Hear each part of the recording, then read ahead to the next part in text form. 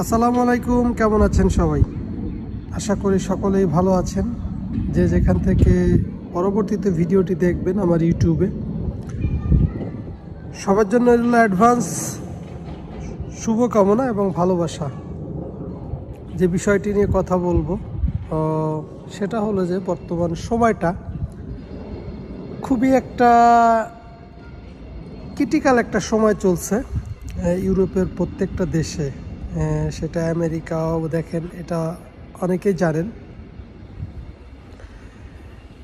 ইউরোপে যারা আমরা আছি, যেমন আমি আছি ফ্রান্সে, বা অন্যান্য বন্ধু ভাই ব্রাদার যারা ইউরোপের বিভিন্ন দেশে আছে, কম বেশি সকলের সাথে একটু কথা হয় বা যোগাযোগ হয়।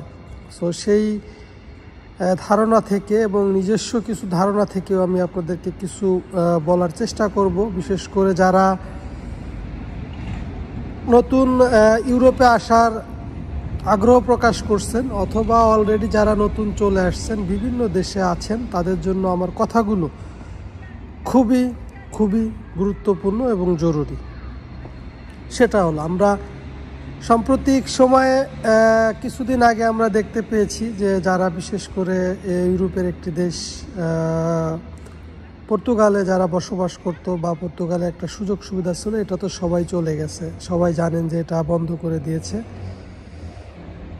এরপরেও আমরা যারা ফ্রান্সে আছি, যারা বসবাস করি, ফ্রান্সে যে একটা নিয়ম ছিল সেটা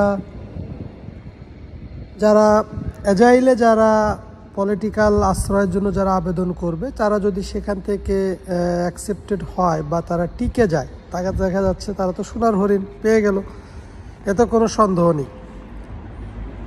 দ্বিতীয় ধাপটা হলো যে ফ্রান্সের সুযোগটা ছিল যে কয়েকটা ক্যাটাগরিতে কাগজ জমা দেওয়া যেত, সেটা কি স্যালারি কার্ডের আন্ডারে।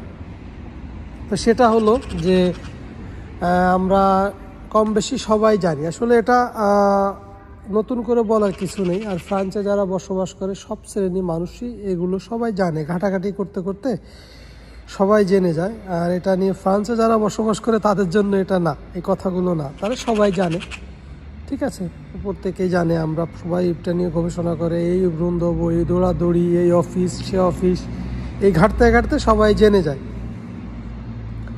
বিষয়টা হলো যে এর আগে ছিল যে 3-4টা ক্যাটাগরিতে জমা দেওয়া যেত, 3 বছরে, 5 বছরে, 7 বছরে, 12 বছরে। এখন সেই সুযোগটা এখন আর আপাতত নেই। ফ্রান্সেও নতুনদের জন্য বা যারা নতুন অপেক্ষা ছিল তাদের জন্য এটা কষ্টদায়ক, অলরেডি বন্ধ হয়ে গেছে। 7 বছর আয়তে জমা দিতে হবে, এখন 7 বছর কন্টিনিউ থাকতে হবে। রুলসটা হলো যে কাজের অধীনে যখন জমা দিবেন কাজ থাকতে হবে, অবশ্যই পে স্লিপ থাকতে হবে, কন্ট্রাক্ট পেপার থাকতে হবে, অন্যান্য যে বিষয়গুলো ক্যাটাগরি, সাধারণত স্যালারি কার্ডের জন্য জমা দিতে যে পেপারসগুলো লাগে সবাই জানেন। তাহলে প্রবলেমটা হলো যে পর্তুগাল বন্ধ হয়ে গেল, ফ্রান্সও রুলস করলো। আবার আমেরিকাতেও কিছু কথা বলি, সেখানকেও অনেক বাংলাদেশিদেরকে, বিভিন্ন দেশিদের যারা আছে অবৈধ, তাদেরকে বিভিন্নভাবে হেনস্থা করা হয়েছে বা হচ্ছে এখনও।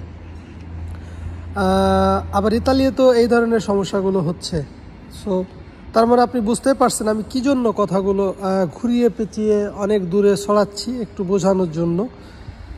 আমি এই জন্যই কথাগুলো বলছি, আমার প্রিয় ভালোবাসার মানুষগুলো, প্রিয় বাংলাদেশি ভাই ও বোনেরা যারা বিশেষ করে ইউরোপের বিভিন্ন দেশে আপনারা ছোটোখাটো দেশগুলোতে আছেন, যে কমেন্টসগুলো আমরা পাই, যে কমেন্টসগুলো ভিডিওর কমেন্টসে আসে, সেই জায়গা থেকে বলছি যে না, একটু কথা বললে যদি উপকার হয় বলবো। সেটা হলো যে ছোটোখাটো যে কোনো দেশে আছেন, আমি আবারও বলছি যে যদি সেখানে আপনার বৈধতা থাকে, দেখা যাচ্ছে আপনি 3 বছর বা 1 বছর 2 বছর পরে আপনি বাড়ি যেতে পারতেছেন। আর আসার পরে একটু কষ্ট করলে দেখা যাচ্ছে আপনি 1 মাস, 6 মাস, 1 বছর কষ্ট করলে আপনি সেখানকার টেম্পোরারি রেসিডেন্স কার্ড পেয়ে যাচ্ছেন। আর ফ্রান্স বলেন, ইতালি বলেন, পর্তুগাল তো এই যে ছিল সেটা বন্ধ করে দিয়েছে। এখানে অনেক কঠিন জীবন থেকে হারিয়ে যাবে 10টি বছর, সেটা আপনি কল্পনাও করতে পারবেন না কিভাবে আপনার জীবন থেকে হারিয়ে যাবে। আর এই 10 বছরে কতজন চলে যাবে আমাদের ছেড়ে, বা আমিও চলে যেতে পারি, সে আল্লাহ রাব্বুল আলামিনই ভালো জানে। সো এই পৃথিবীটা খুবই ছোট একটি জায়গা, ফ্যামিলিকে সময় দেওয়ার প্রয়োজন আছে। যেটা হলো যে বৈধতা থাকলে প্রতি বছর একবার বাড়ি যেতে পারতেছেন, ফ্যামিলিকে সময় দিতে পারতেছেন, আত্মীয় স্বজনের সাথে সময় কাটাতে পারতেছেন ক্ষণস্থায়ী জীবনে। এজন্যই কথাগুলো বললাম যে সেখানে থাকলে আপনার বৈধতা আছে, আপনি যদি একটু পয়সা কমও ইনকাম করেন, আপনি দেশে যেতে পারতেছেন, এটা হলো একটা অপশন। আর দ্বিতীয় অপশনটা হলো যে দেখা যায় ছোটোখাটো দেশে আসার পরে সকলেরই স্বপ্ন থাকে ওই লোহার খাঁচা, ফ্রান্সের সেই বিখ্যাত আইফেল টাওয়ার। মানে শুধু গুগল ম্যাপে স্বপ্ন দেখে বসে বসে কখন ওই টাওয়ারের পাশে যে একটা ছবি ছাড়বো, এলাকা থেকে সবাই বলবে ফ্রান্সে গেছে, বা ওই ইতালিতে রোম সিটিতে একটা ছবি ছাড়বো, সবাই বলবে রোমে আছে, ইতালিতে আছে। বিষয়টা কিন্তু এরকমের না, বাস্তবতার সাথে মিল রেখে আপনাকে চলতে হবে। এখন আপনি ঘোরার কথা বলছেন, আপনি ইউরোপের ছোটোখাটো যে কোনো দেশে থাকলে আপনি কিন্তু ঘুরতে আসতে পারতেছেন। যেমন যদি আপনি বলেন যে ইউরোপের যে কোনো দেশে ছোটোখাটো সেঙ্গেনভুক্ত যে কোনো দেশগুলো আছে সেখানে যদি আপনি বসবাস করেন, আপনি ঘুরতে আসতে পারতেছেন। আসেন, ইতালি ঘুরে চলে যান, ফ্রান্সে ঘুরে চলে যান, জার্মানি ঘুরে চলে যান, বেলজিয়াম, নরওয়ে, সুইডেন, ডেনমার্ক, ঠিক আছে, যেখানে হাঙ্গরি, হ্যাঁ, অস্ট্রিয়া, পোল্যান্ড, এদিকে যেখানে বলেন আপনি চাইলে কিন্তু ঘুরতে পারতেছেন। এরপরেও কিন্তু আপনার যদি পাসপোর্টের রেশিও ভালো থাকে, আপনি আমেরিকাও ঘুরতে যেতে পারতেছেন। সো তাইলে আমি কেন এই অমানবিক জীবনযাপন করব? আমি আগেও আমার প্রিয় ফলোয়ার্সদের পক্ষে ছিলাম, এখনও আমি আছি, ভবিষ্যতেও থাকবো। আমার গুরুত্বপূর্ণ আলোচনা আপনাদের বাস্তব জীবনে 1000% কাজে লাগবে। আমি বললাম যে আপনারা আমার কথাগুলো মনোযোগ সহকারে শুনুন, অবশ্যই অবশ্যই আপনাদের 1000% কাজে লাগবে বাস্তব জীবনে। যেমন কিছু কিছু মানুষকে আমি বলেছিলাম ফ্রান্সে আসার পরে যে ভাই, আপনি দেশে কি আছেন কি ছিলেন বা এটা ভুল বিষয় না, বিষয়টা হলো যে আপনি এখানে কিছু একটা করার চেষ্টা করেন, সেটা আপনার এক্সপিরিয়েন্স আছে, আপনি গাড়ি চালান বা খাবার ডেলিভারি কাজ করা যায়, সে সেই কাজটাকে গ্রহণ করে নেয়, ছোটো মনে করছে। কিন্তু এখন দেখা যাচ্ছে তার করুণ জীবন, যেটা আর কি আসলে অকল্পনীয়, ঠিক আছে। সো জীবনে কোনো কিছুকে ছোটো করার কিছু নেই, কাজ করতে হবে। হ্যাঁ, আমিও কঠিন পরিশ্রম করি ফ্রান্সে, ঠিক আছে। সো আমার কথাগুলো যদি মনোযোগ সহকারে শুনেন, আপনাদের বাস্তব জীবনে, আমি বললাম ইউরোপের জীবনে প্রত্যেকটা ক্ষেত্রে আপনাদের কাজে লাগবে। সো যে যেখানে আছেন সেখানেই থাকেন, সুন্দরভাবে জীবনযাপন করেন, বৈধভাবে চলার মজাটাই আলাদা। আর ফ্রান্সে আমরা এই মুহূর্তে সবাই অপেক্ষায় আছি, 7 বছরের অপেক্ষায় আছি। দেখা যাক মহান রব্বুল আলামিন কি করে। আর সব কিছু পরিকল্পনার মূলে তো আল্লাহই।